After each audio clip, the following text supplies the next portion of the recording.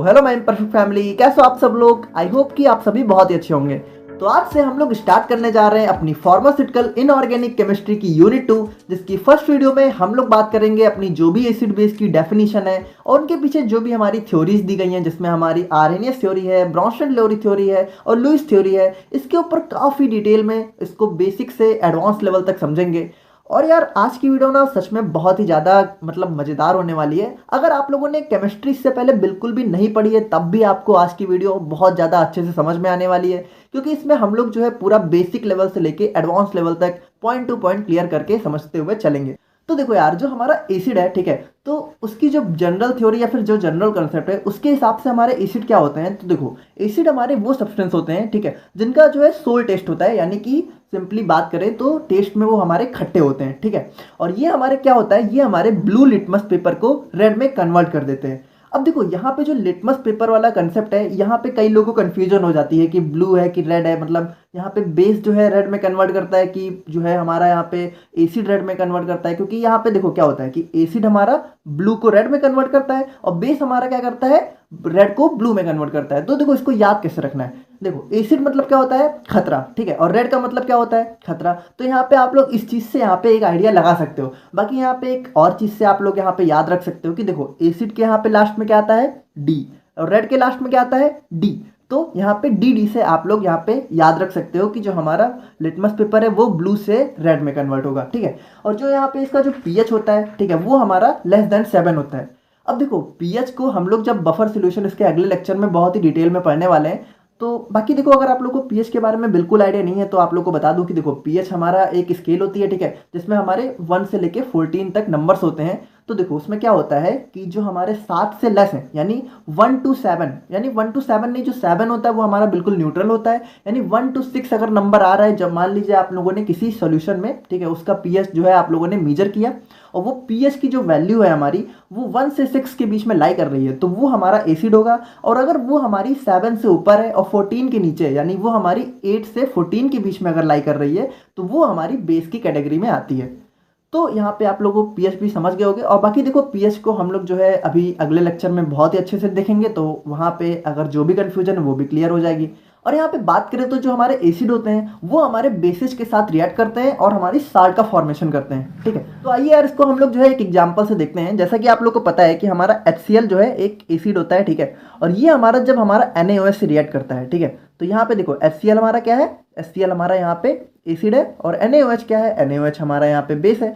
तो जब ये दोनों आपस में रिएक्ट करते हैं तो ये दोनों क्या करते हैं, ये हमारे साल्ट का फॉर्मेशन करते हैं, यानी ये हमारे NaCl, आप लोग को पता है, हमारी सॉल्ट होती है, ठीक है। अगर नहीं पता है तो जान लो, यहाँ पे NaCl हमारी सॉल्ट होती है और वाटर हमारा यहाँ पे अलग हो जाता है। देखो, यहाँ पे सिंपल है, चाहे एसिड बेस से रिएक्ट करे चाहे बेस हमारा एसिड से रिएक्ट करे, यहाँ पे हमारी सॉल्ट का फॉर्मेशन होता है। तो अब हम लोग आते हैं यहाँ पे बेस की डेफिनेशन के ऊपर।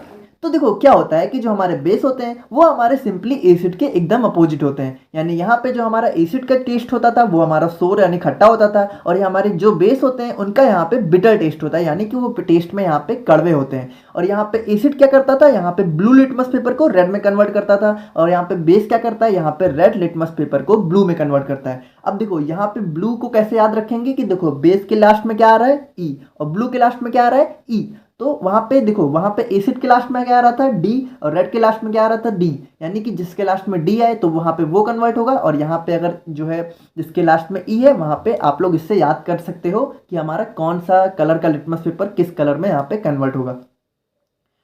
तो अब हम लोग बात करें, यहाँ पे जो बेस का पीएच होता है वो हमारा <7 होता है, जैसा कि मैंने आप लोग को बताया कि एसिड का क्या होता है, <7 और बेस का क्या होता है, <7। और यहाँ पे बात करें तो ये हमारे एसिड के साथ रिएक्ट करके सॉल्ट का फॉर्मेशन करते हैं। तो देखो यार, चाहे एसिड बेस से रिएक्ट करे चाहे बेस हमारा एसिड से रिएक्ट करे, यानी बात करें चाहे 2 को 3 में जोड़े चाहे 3 को 2 में जोड़े, आंसर तो हमारा 5 ही आना है ना। तो ये बिल्कुल एकदम सिंपल है। तो देखो, ये हम लोगों ने एक जनरल डेफिनेशन देखी जो कि हमारी एसिड और बेस की थी। अब देखो, यहाँ पे हमारे एसिड और बेस के नेचर को एक्सप्लेन करने के लिए हमारी 3 मेजर थ्योरीज दी गई हैं। देखो, यहाँ पे 2 और थ्योरीज है, लेकिन आपके सिलेबस में मेन हमारी यही 3 इंपॉर्टेंट है। तो इन तीनों को आप लोग को बहुत ही अच्छे से पढ़ना है, जिसको हम लोग एक एक करके बहुत ही डिटेल में अच्छे से कवर करेंगे। और यार, ब्रॉन्स्टन-लोरी थ्योरी और लुईस थ्योरी में आप लोग को बहुत ज़्यादा मजा आने वाला है, ठीक है। काफ़ी नई नई चीज़ें आप लोग को देखने को मिलने वाली हैं। तो यहाँ पे बात करें तो देखो, यहाँ पे एसिड बेस के नेचर को एक्सप्लेन करने के लिए हमारी बेसिकली 3 थ्योरीज है। इसमें पहली है हमारी आर्हेनियस थ्योरी, दूसरी है हमारी ब्रॉन्स्टेड एंड ल्योरी थ्योरी, और तीसरी है हमारी लुईस थ्योरी। देखो यहाँ पे जो है ये लिखा तो लेविस होता है, लेकिन इसको हम लोग जो है प्रोनाउंसिएट करते हैं लुईस, ठीक है, तो इसको आप लोग ध्यान रखना। तो सबसे पहले हम लोग आते हैं अपनी आरएनएस थ्योरी पे। तो देखो यार, आरएनएस थ्योरी बहुत ही सिंपल है। यहाँ पे आरएनएस के अकॉर्डिंग एसिड हमारे वो सब्सटेंस होते हैं, ठीक है, कि जब उनको हम यहाँ पे वाटर या फिर एक्वस सॉल्यूशन में डिजोल्व करते हैं तो वो हमारे H+ को रिलीज करते हैं। अब देखो यार, यहाँ पे वाटर तो समझ में आ रहा है, अब ये एक्वस सॉल्यूशन क्या होता है। देखो मुझे पता है कि आप लोगों में से कई लोगों को पता होगा, पर देखो यहाँ पे कुछ लोग कंफ्यूज हो जाते हैं। तो आइए उसको हम लोग देख लेते हैं कि एक्वस सॉल्यूशन आखिर होता क्या है। तो देखो सॉल्यूशन क्या होता है, सॉल्यूशन हमारा होता है सोल्यूट प्लस, ठीक है, सॉल्वेंट। अब देखो यार, आप लोग को अगर बिल्कुल जो है डीप में जानना है सॉल्यूशन को, तो वहाँ पे आप लोग हमारा जो है फार्मास्यूटिकल एनालिसिस में कंसंट्रेशन वाला लेक्चर देख सकते हैं। वहाँ पे हम लोगों ने इसको जो है डिटेल में बताया हुआ है। बट यहाँ पे सिंपली बात करें तो देखो, सॉल्यूशन हमारा सोल्यूट प्लस सॉल्वेंट से मिलकर बना होता है, ठीक है।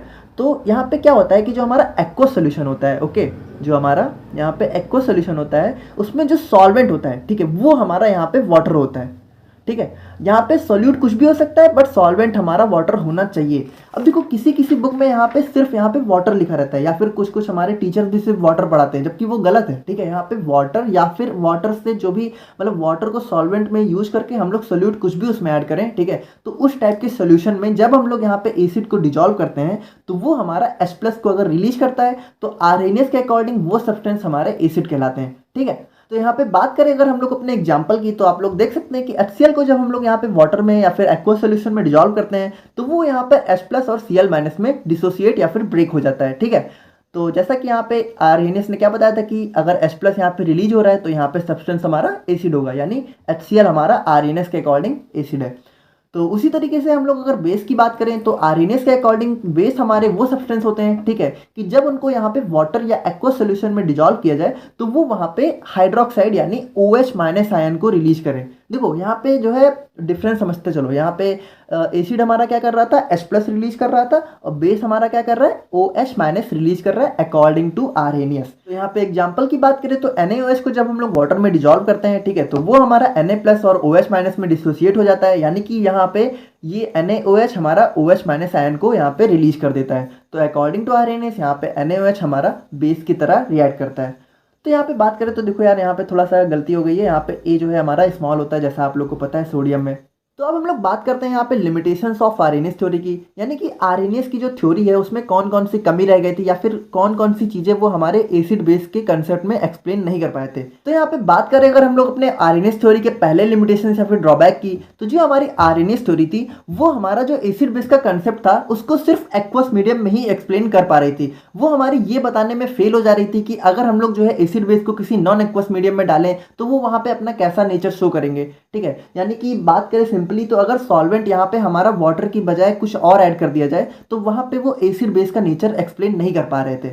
और यहाँ पे अगर बात करें हम लोग अपने सेकंड पॉइंट की, तो देखो आरएनएस थ्योरी की डेफिनेशन के अकॉर्डिंग जो है एसिड हमारे वो सब्सटेंस होते हैं कि जो H+ देते हैं, ठीक है, और बेस हमारे वो सब्सटेंस होते हैं जो OH- रिलीज करते हैं।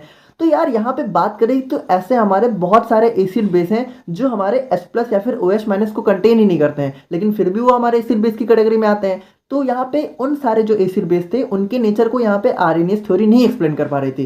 यानी यहाँ पे एग्जांपल की बात करें तो यहाँ पे जैसा आप लोग देख सकते हो कि SO2 और BF3 हमारा एसिड होते हैं, ठीक है। तो यार अगर इसको हम लोग वाटर में डिजोल्व करेंगे तो यहाँ पे कोई H+ ये रिलीज नहीं करने वाला, क्योंकि यहाँ पे कोई H है ही नहीं, ठीक है। और वहीं इसी तरह बात करें हम लोग अपने NH3 की, तो ये हमारा एक बेस होता है, लेकिन यहाँ पे आप लोग देख सकते हो कि अगर इसको हम लोग वाटर में डिजोल्व करेंगे या फिर एक्वस सॉल्यूशन में डिजोल्व करेंगे तो यहाँ पे OH- रिलीज ही नहीं होगा, क्योंकि यहाँ पे कोई OH- आयन है ही नहीं, ठीक है। और उसी तरीके से बात करें अगर हम लोग अपने थर्ड ड्रॉबैक की, तो ये जो है हमारी कॉन्जुगेट एसिड बेस की थ्योरी को नहीं एक्सप्लेन कर पा रहे थे। अब देखो कॉन्जुगेट एसिड बेस थ्योरी, मुझे पता है कि आप लोग नहीं समझ पा रहे हो, इसको ही हम लोग जो है ब्रॉन्स्टेड-लोरी थ्योरी में अभी बहुत ही डिटेल में बहुत ही अच्छे से समझने वाले हैं, और यार आप लोग को मतलब बहुत ज़्यादा मजा आने वाला है, ठीक है। तो चलो अब हम लोग बढ़ते हैं अपने नेक्स्ट थ्योरी के ऊपर, जो कि है हमारी ब्रॉन्स्टेड-लोरी थ्योरी। तो यार यहाँ पे बात करें तो जो हमारी ब्रॉन्स्टेड-लोरी थ्योरी है ये हमारी दो अलग अलग साइंटिस्ट ने मिलके दी है, ठीक है। यहाँ पे कई लोग कंफ्यूज हो जाते हैं कि हमारी ब्रॉन्स्टेड-लोरी एक ही साइंटिस्ट का नाम है, जबकि ऐसा नहीं है। ब्रॉन्स्टेड हमारे अलग हैं, लोरी साहब हमारे अलग हैं। तो इन दोनों ने मिलके हमारी एक थ्योरी दी थी, ठीक है, जिसको हम लोग प्रोटॉनिक थ्योरी के नाम से भी जानते हैं, क्योंकि यहाँ पे इन्होंने बेसिकली एसिड बेस को प्रोटॉन के टर्म में बात किया था। तो यहाँ पे सिंपली बात करें तो जो हमारे ब्रॉन्स्टेड और लोरी साहब थे वो ये कह रहे थे कि जो हमारे एसिड होते हैं, ठीक है, वो हमारे वो सब्सटेंस होते हैं जो कि हमारे प्रोटॉन को डोनेट कर सकते हैं। अब प्रोटॉन क्या होता है? प्रोटॉन हमारा H+ होता है। तो H+ को आखिर प्रोटॉन क्यों कहते हैं, चलिए इसको भी हम लोग थोड़ा समझ लेते हैं। तो देखो, जैसा आप लोग को पता है कि हाइड्रोजन में हमारे जो है कितने प्रोटॉन होते हैं, हाइड्रोजन में हमारे नंबर ऑफ प्रोटॉन कितने होते हैं? 1, ठीक है। नंबर ऑफ इलेक्ट्रॉन कितने होते हैं? 1, ठीक है। और हमारे न्यूट्रॉन कितने होते हैं यहाँ पे? 0। अब देखो, आप लोग को पता है तो बहुत अच्छी बात है, और नहीं पता है तो जान लो, ठीक है, कि जो हमारा हाइड्रोजन एटम होता है उसमें हमारा एक प्रोटॉन होता है, एक इलेक्ट्रॉन होता है, और न्यूट्रॉन हमारा 0 होता है। सॉरी, यहाँ पे मैंने 1 लिख दिया, ये हमारा 0 होता है। तो यार यहाँ पे देखो, H+ क्या होता है? जब हम लोग यहाँ पे हाइड्रोजन से एक इलेक्ट्रॉन को रिलीज कर लें, ठीक है, तब तो हमारा H+ होता है। अब देखो, आप लोग को अगर नहीं पता तो आप लोग को बता दूं कि जब भी हम लोग किसी एटम से जो है एक इलेक्ट्रॉन को निकाल लेते हैं तो उसके ऊपर एक प्लस चार्ज आ जाता है, ठीक है। इसी तरीके से अगर हम लोग 2 इलेक्ट्रॉन निकालेंगे तो 2 प्लस चार्ज आ जाएगा। अब देखो, मुझे पता है कि आप लोगों में से कई लोगों को ये बहुत बोरिंग लग रहा होगा क्योंकि आप लोगों को पता होगी, लेकिन यहाँ पे कई सारे लोग हैं जिनको नहीं पता है, ठीक है। तो यार आप लोग थोड़ा आगे बढ़ा सकते हो, ठीक है, स्किप कर सकते हो। तो जैसा कि मैंने आप लोग को बताया कि यहाँ पे हाइड्रोजन से जब हम लोग एक इलेक्ट्रॉन को यहाँ पे निकाल लेते हैं तो हमारे H+ का फॉर्मेशन होता है। तो अब बात करें यहाँ पे H+ की, तो यहाँ पे प्रोटॉन कितने हैं? ठीक है, प्रोटॉन यहाँ पे 1 है। और इलेक्ट्रॉन की बात करें तो इलेक्ट्रॉन, जैसा मैंने बताया था कि हाइड्रोजन में तो देखो, हाइड्रोजन में तो यहाँ पे 1 इलेक्ट्रॉन था, लेकिन एक इलेक्ट्रॉन जो हमारा हाइड्रोजन में था उसको भी तो हम लोगों ने निकाल लिया, तब तो हमारा H+ का फॉर्मेशन हुआ। यानी H+ में हमारे इलेक्ट्रॉन कितने हैं? 0। और यहाँ पे न्यूट्रॉन तो हमारे 0 ही हैं। यानी यहाँ पे H+ में हमारे सिंपली एक प्रोटॉन होता है, और इसीलिए इसको हम लोग प्रोटॉन के नाम से जानते हैं। यहाँ पे ब्रॉन्स्टेड और ल्योरी थ्योरी के मुताबिक हमारे एसिड वो सब्सटेंस होते हैं जो हमारे H+ को डोनेट कर सकते हैं, ठीक है। सो बात करें यहाँ पे एग्जाम्पल की, तो जैसा कि आप लोग देख सकते हो कि H2SO4 हमारा यहाँ पे एक H+ डोनेट कर दे रहा है, और इसीलिए ये हमारा ब्रॉन्स्टेड लोरी एसिड के अंडर में आ जाता है। और वहीं पे अब हम लोग बात करें अगर हम लोग ब्रॉन्स्टेड लोरी बेस के बारे में, तो इनके मुताबिक बेस हमारे वो सब्सटेंस होते हैं जो हमारे प्रोटॉन को एक्सेप्ट करते हैं। देखो सिंपल, एसिड क्या करता है? प्रोटॉन डोनेट करता है। बेस क्या करता है? यहाँ पे प्रोटॉन एक्सेप्ट करता है अकॉर्डिंग टू ब्रॉन्स्टेड एंड लोरी, ठीक है। तो यहाँ पे एग्जाम्पल की बात करें तो यहाँ पे आप लोग जैसे देख सकते हो कि NH3 हमारा बेस है, उसने हमारा यहाँ पे H+ यानी प्रोटॉन को एक्सेप्ट कर लिया, ठीक है, और वो हमारा NH4+ में कन्वर्ट हो गया। तो यहाँ तक आप लोग को ब्रॉन्स्टेड लोरी थ्योरी तो समझ में आ ही गई होगी। अब हम लोग बढ़ते हैं अपने सबसे इंटरेस्टिंग पार्ट पे, जो कि है हमारा कॉन्जुगेट एसिड बेस कंसेप्ट। अब देखो, जैसा कि मैंने आप लोग को बताया था कि हमारे ब्रॉन्स्टेड लोरी के मुताबिक एसिड हमारे कौन से सब्सटेंस होते हैं जो हमारे क्या करते हैं? प्रोटॉन को डोनेट करते हैं, ठीक है। और बेस हमारे क्या करते हैं? यहाँ पे प्रोटॉन को एक्सेप्ट करते हैं, ठीक है। देखो, आप लोगों को बहुत ही इंटरेस्टिंग बात यहाँ पे पता चलने वाली है। अब देखो, मुझे पता है कि कई लोगों को यहाँ पे पता होगी, बट मोस्टली आप लोगों को नहीं पता होगी, मैं गारंटी ले सकता हूँ, बहुत ज़्यादा मजा आने वाला है, ठीक है। तो यहाँ पे एसिड क्या होते हैं? प्रोटॉन को डोनेट करते हैं, और बेस क्या करते हैं? प्रोटॉन को यहाँ पे सिंपली एक्सेप्ट करते हैं। अच्छा देखो, एक बात बताओ, मान लीजिए आपके पास 10 रुपये हैं और आप लोग को 8 रुपये जो है डोनेट करने का मन कर रहा है। तो एक बात बताओ कि 8 रुपये आप किसी को दोगे तभी जब कोई लेने वाला होगा ना। यानी कि बात करें, अगर आप लोग 8 रुपये देना बहुत चाह रहे हो, लेकिन अगर आपसे कोई लेगा ही नहीं तो आप किसको दोगे? यानी कि आप लोग अगर कोई चीज़ डोनेट कर रहे हो तो एक्सेप्ट करने वाला भी होना बहुत ज़रूरी है, ठीक है। और अगर एक्सेप्ट कर रहे हो तो डोनेट करने वाला ज़रूरी है। तो उसी तरीके से क्या होता है कि देखो, एसिड हमारा प्रोटॉन को जब डोनेट करता है तो उसको एक्सेप्ट कौन करता है? उसको एक्सेप्ट हमारा बेस करता है, सिंपली। यानी यहाँ पे अगर हम लोग अपने एग्जाम्पल की बात करें तो H2SO4, जैसा कि आप लोग देख सकते हो कि H2SO4 ने जब यहाँ पे अपना H+ जो है डोनेट कर दिया, ठीक है, तो ये हमारा क्या बचा? HSO4-, ठीक है। तो सिंपली देखो, ये हमारा क्या था? यहाँ पे एसिड था, ठीक है। अब यहाँ पे देखो, अब हम लोग देखो बहुत ही इंपॉर्टेंट यहीं पे बात करने वाले हैं कि अगर इसी रिएक्शन को मैं उल्टा लिख दूँ। अब देखो, मुझे पता है कि ये रिएक्शन उल्टे जो है बहुत कम हो रही है, लेकिन हो रही है, ठीक है। यहाँ पे रिवर्सिबल रिएक्शन ये हो रही है, बहुत कम अमाउंट में हो रही है, लेकिन हो रही है। तो यानी अगर इसको मैं उल्टा लिख दूँ, यानी यहाँ पे अगर मैं इसको इस तरह लिख दूँ कि HSO4- plus H+ is equal to H2SO4। तो अब आप लोग देखो, अब आप लोग बेस की डेफिनेशन को देखो। According to Bronsted Lowry, base are those substance which have tendency to accept the proton. अब यहाँ पे देखो, यहाँ पे HSO4- क्या कर रहा है? HSO4- यहाँ पे प्रोटॉन यानी H+ को एक्सेप्ट कर रहा है, और यहाँ पे किस में कन्वर्ट हो रहा है? H2SO4 में। तो यानी HSO4 हमारा यहाँ पे बेस की तरह एक्ट कर रहा है ना, कर रहा है कि नहीं? यहाँ पे देखो डेफिनेशन क्या कह रही है, यानी कि अकॉर्डिंग टू ब्रॉन्स्टन लोरी साहब यहाँ पे जो HSO4 है हमारा, वो हमारा बेस है। यानी सिंपली अगर बात करें तो H2SO4 की जो भी हमारी रिएक्शन थी, अगर इसको हम लोग देखें, ठीक है, तो ये हमारा क्या लिखा हुआ था, H2SO4 is equal to H plus HSO4 minus, यानी कि ये हमारा यहाँ पे जो एसिड होता है तो ये हमारा यहाँ पे बेस हो जाता है, ठीक है। और यहाँ पे इसी को हम लोग simply conjugate acid base pair के नाम से जानते हैं। देखो मुझे पता है कि आप लोग को अभी थोड़ा समझ में नहीं आया, हम लोग इसको जो है दोबारा और अच्छे से देखते हैं, ठीक है। तो यहाँ पे चलो इसको हम लोग जो है बेस के टर्म में देखते हैं। तो बेस में हम लोगों ने क्या देखा था, NH3 प्लस, ठीक है, NH3 प्लस H प्लस जो है किस में कन्वर्ट हो जा रहा था, NH4 प्लस में। तो ये हमारा NH3 क्या था, हमारा बेस था। तो according to Brønsted lorry base हमारा क्या करता है, प्रोटॉन को एक्सेप्ट करता है। चलो बहुत अच्छी बात है, यानी इसने H प्लस को एक्सेप्ट किया और ये हमारा क्या हो गया, NH4 प्लस में कन्वर्ट हो गया। अब इसी को हम लोग थोड़ा उल्टा करके लिखते हैं। तो अगर हम लोगों ने इसको उल्टा करके लिखा, यानी NH4 plus is equal to यहाँ पे NH3 प्लस H प्लस, तो हम लोग बात करें तो यहाँ पे आप लोग देखो कि जो NH4 प्लस है हमारा, वो हमारा इधर जाके H प्लस को डोनेट कर रहा है, यानी ये हमारा सिंपली एसिड की तरह एक्ट कर रहा है। यानी अगर सिंपली यहाँ पे इस एग्जांपल में बात करें तो जो हमारा NH3 है वो हमारा बेस है, और जब ये इधर जाके कन्वर्ट हुआ तो ये हमारा एसिड हो गया। तो यहाँ पे बात करें सिंपली तो देखो NH3 हमारा जब यहाँ पे है तो ये हमारा बेस की तरह एक्ट कर रहा है, और जब इसने H प्लस को कन्वर्ट कर लिया तो यहाँ पे सिंपली, तो यार यहाँ पे सिंपली बात करें तो NH3 हमारा जो कि बेस है, जब वो यहाँ पे H प्लस को एक्सेप्ट कर लेता है तो वो हमारा NH4 प्लस में कन्वर्ट होता है, जो कि हमारा बेस की तरह एक्ट करता है। तो देखो इसी को हम लोग यहाँ पे simply conjugate acid base pair के नाम से जानते हैं। तो इसको आइए हम लोग थोड़ा सा और देख लेते हैं ताकि आप लोग को पूरा कंसेप्ट अच्छे से क्लियर हो जाए। तो यहाँ पे बात करें अगर हम लोग अपने कॉन्जुगेट एसिड बेस कंसेप्ट के बारे में, तो यहाँ पे देखो एक बहुत ही खूबसूरत सा एग्जांपल मैंने आप लोग के लिए यहाँ पे लिख दिया है। तो इसको आइए हम लोग थोड़ा अच्छे से समझते हैं, जिससे आप लोग का ये कॉन्जुगेट एसिड बेस वाला जो कंसेप्ट है वो बिल्कुल क्लियर हो जाएगा। तो यहाँ पे बात करें तो देखो अगर मान लीजिए यहाँ पे एक रिएक्शन है जिसमें हमारा HCl है, तो ये हमारा आप लोग को पता है एसिड होता है, ठीक है, और NH3 आप लोग को पता चल चुका है कि ये हमारा बेस होता है। तो अब जब ये हमारा रिएक्ट कर रहा है, ठीक है, तो ये हमारा देखो यहाँ पे क्या होता है कि HCl हमारा एक H प्लस डोनेट करता है, ठीक है, तो यहाँ पे NH3 क्या करेगा, उस H प्लस को यहाँ पे एक्सेप्ट करके किस में कन्वर्ट हो जाएगा, NH4 प्लस, ठीक है। और यहाँ पे जब HCl ने हमारा यहाँ पे एक H प्लस डोनेट कर दिया तो ये हमारा किस में कन्वर्ट हो जाएगा, ये हमारा Cl माइनस में कन्वर्ट हो जाएगा। तो यानी सिंपली यहाँ पे एसिड ने क्या किया, यहाँ पे H प्लस को लूज कर दिया, और यहाँ पे बेस ने क्या किया, H प्लस को यहाँ पे एक्सेप्ट कर लिया और यहाँ पे NH4 प्लस में कन्वर्ट हो गया।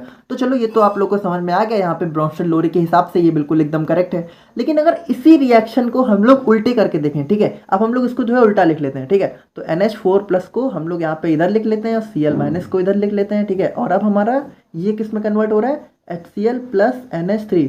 अब देखो मुझे पता है ये रिवर्सिबल जो है बहुत कम हो रही है, 2% ही सही लेकिन हो रही है, ठीक है, 98% इसके चांस यही है कि ये इधर से इधर कन्वर्ट होगा, लेकिन 2% इधर से इधर भी हो रहा है। तो हम लोग उस केस को देखें अगर, तो यहाँ पे अब देखो बहुत ही ज़्यादा मतलब इंटरेस्टिंग बात है कि NH4 प्लस को अगर हम लोग देखें तो इसने क्या किया, इसने हमारा एक जो है H प्लस यहाँ पे लूज कर दिया, ठीक है, और NH3 में कन्वर्ट हो गया, यानी एक H प्लस इसने क्या किया, डोनेट किया, डोनेट, ठीक है। तो डोनेट कौन करता है, डोनेट हमारा कौन करता है, यहाँ पे एसिड, देखो डोनेट यहाँ पे क्या करता था, एसिड यहाँ पे डोनेट कर रहा था, यानी NH4 प्लस हमारा एसिड हो गया, ठीक है। और वहीं पे Cl माइनस की बात करें तो इसने क्या किया, इसने हमारा जो H प्लस डोनेट किया था NH4 प्लस ने, उसको एक्सेप्ट करके हमारा किस में कन्वर्ट हो गया, HCl में। तो ये हमारा क्या हो गया, बेस, क्योंकि इसने हमारा जो H प्लस है उसको यहाँ पे एक्सेप्ट कर लिया।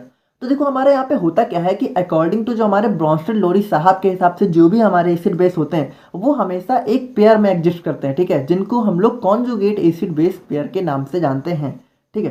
तो जैसा कि मैंने आप लोग को जो चीज़ें बताई हैं उसी को मैंने यहाँ पे डेफिनेशन में लिख दी है, तो आप लोग पढ़ के समझ लेना, ठीक है। तो यार यहाँ पे हमारे कुछ एग्जांपल्स दिए हुए हैं कॉन्जुगेट एसिड बेस पेयर के, जिसको आप लोग देख लेना है। तो यहाँ पे अगर बात करें तो जैसा आप लोग देख रहे हो कि HCl जब हमारा एक H प्लस डोनेट कर देता है तो यहाँ पे हमारा Cl माइनस में कन्वर्ट हो जाता है, और यहाँ पे Cl माइनस हमारा किस तरह एक्ट करता है, बेस की तरह, ठीक है, कॉन्जुगेट बेस की तरह। अब देखो यहाँ पे मैं आप लोग को एक बहुत ही शॉर्ट ट्रिक बताने जा रहा हूँ, उससे आप लोग को कॉन्जुगेट एसिड बेस को पहचानने में बिल्कुल भी परेशानी नहीं होने वाली है। तो देखो जहाँ पे भी आपको प्लस साइन दिखे समझ लेना वो हमारा कॉन्जुगेट एसिड है, ठीक है, जहाँ पे आप लोग को माइनस साइन दिखे वहाँ पे आप लोग समझ जाना कि वो हमारा कॉन्जुगेट बेस है। तो यहाँ पे आप लोग जैसा देख सकते हो कि हमारा Cl माइनस क्या है, माइनस साइन है, तो ये हमारा किस तरह एक्ट करेगा, कॉन्जुगेट बेस की तरह। HSO4 में यहाँ पे माइनस है तो conjugate base, SO4 2 plus minus में माइनस है तो कॉन्जुगेट बेस। और उसी तरीके से जब हम लोगों ने अपने पिछले एग्जाम्पल में देखा था तो NH4 प्लस था, ठीक है, प्लस था तो वो क्या था, एसिड, यानी अगर प्लस है तो कॉन्जुगेट एसिड है, माइनस है तो कॉन्जुगेट बेस है, सिंपल।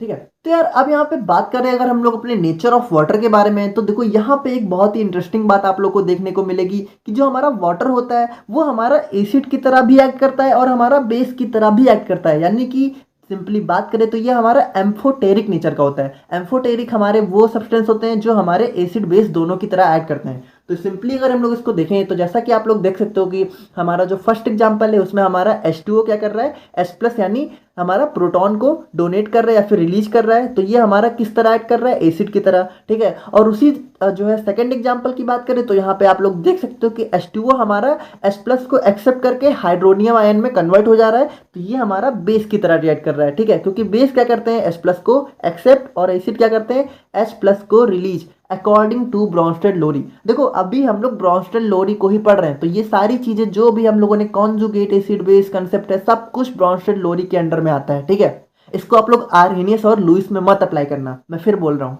तो यहाँ पे सिंपली अब हम लोग बात करें लिमिटेशंस ऑफ ब्रॉन्स्टेड-लोरी थ्योरी की, तो देखो यार वैसे तो ब्रॉन्स्टेड-लोरी थ्योरी हमारी बहुत ही अच्छी है, ठीक है, और इसमें हमारा कोई मेजर कमी नहीं है, लेकिन एक सिंपल सी जो चीज़ है जिसको ये लोग एक्सप्लेन नहीं कर पाए वो ये है कि जिस एसिड में हमारा यहाँ पे H+ नहीं होता है, देखो क्या है कि ब्रॉन्स्टेड-लोरी साहब ने हमारे H+ के टर्म में सारी बातें की हैं, तो अगर किसी एसिड या फिर बेस में हमारा H+ नहीं है तो वो वहाँ पे उस चीज़ को एक्सप्लेन करने में अनसक्सेसफुल हो गए। ठीक है, यानी बात करें अगर हम लोग जो है यहाँ पे SO2 BF3 जैसे सब्सटेंस की जो कि हमारे एसिड होते हैं, ठीक है, BF3 हमारा एसिड है, SO2 हमारा एसिड है, लेकिन यहाँ पे अगर हम लोग बात करें in the terms of Brønsted और लोरी, तो यहाँ पे देखो SO2 जहाँ पे अगर हम लोग बात करें तो ना यहाँ पे कोई H+ रिलीज करेगा ना तो एक्सेप्ट करेगा, तो इनके हिसाब से तो ना हमारा ये एसिड है ना हमारा बेस है, जबकि ये हमारा एसिड है, तो इस चीज़ को एक्सप्लेन करने में ये हमारे फेल हो गए।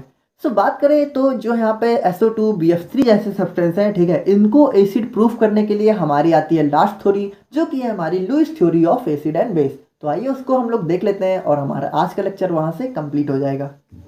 तो अब आते हैं हमारे लुईस साहब जो कि हमारे एसिड बेस के कंसेप्ट को एक्सप्लेन करते हैं in the terms of electron. ठीक है, तो अब देखो इनका कहना क्या है कि हमारा भाई जो एसिड है, ठीक है, वो हमारे वो सब्सटेंस होते हैं जो कि लोन पेयर ऑफ इलेक्ट्रॉन को एक्सेप्ट कर दे।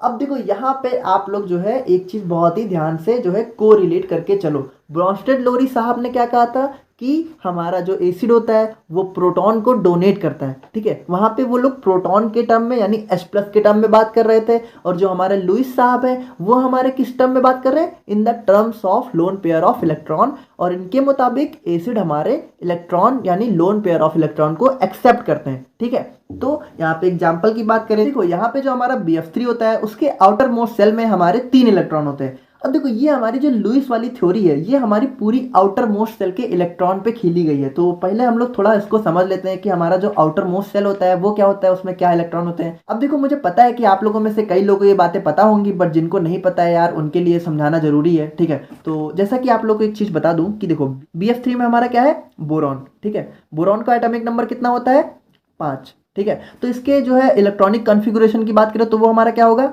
2 3, यानी कि इसका जो आउटर मोस्ट सेल है, आउटर मोस्ट सेल में हमारे कितने इलेक्ट्रॉन है, आउटर मोस्ट सेल में हमारे 3 इलेक्ट्रॉन है। ठीक है, अब देखो आप लोग को अगर नहीं पता है तो आप लोग को एक बात बता दूं कि हमारे जो आउटर मोस्ट सेल है, ठीक है, किसी भी हमारे एटम के उसमें हमारे 8 इलेक्ट्रॉन अगर होते हैं तब जाके उसकी आउटर मोस्ट सेल फुलफिल होती है। ठीक है, और वो हमारा जो है स्टेबल होता है। तो यहाँ पे बात करें तो इसके पास तो सिर्फ 3 है, तो ये देखो ये हमारा क्या करता है कि इसके पास 3 इलेक्ट्रॉन है, तो ये हमारे 3 फ्लोरीन से हमारे 3 बॉन्ड बना लेता है। ठीक है, तो यहाँ पे फ्लोरीन की बात करें तो जैसा कि आप लोग देख सकते हो कि ये हमारे 3 बॉन्ड बना लिए इसने। अब क्या हुआ, यहाँ पे जो है इसने इलेक्ट्रॉन को यहाँ पे शेयर कर लिया। अब इसके पास कितने हो गए, अब इसके पास 6 इलेक्ट्रॉन हो गए, लेकिन अभी भी इसके पास 2 इलेक्ट्रॉन यहाँ पे नहीं है। ठीक है, तो अब इसको 2 इलेक्ट्रॉन चाहिए, तो ये क्या कर रहा है, यहाँ पे ये लोन पेयर ऑफ इलेक्ट्रॉन को एक्सेप्ट कर सकता है। ठीक है, सिंपली बात करें, देखो क्यों चाहिए 2, 8 पूरा करने के लिए। ठीक है, क्योंकि देखो 6 पूरे हो गए, देखो यहाँ पे 1 2 3 4 5 6, देखो थे तो इसके पास 3 ही, लेकिन एक एक इसने 3 फ्लोरीन से लेके, ठीक है,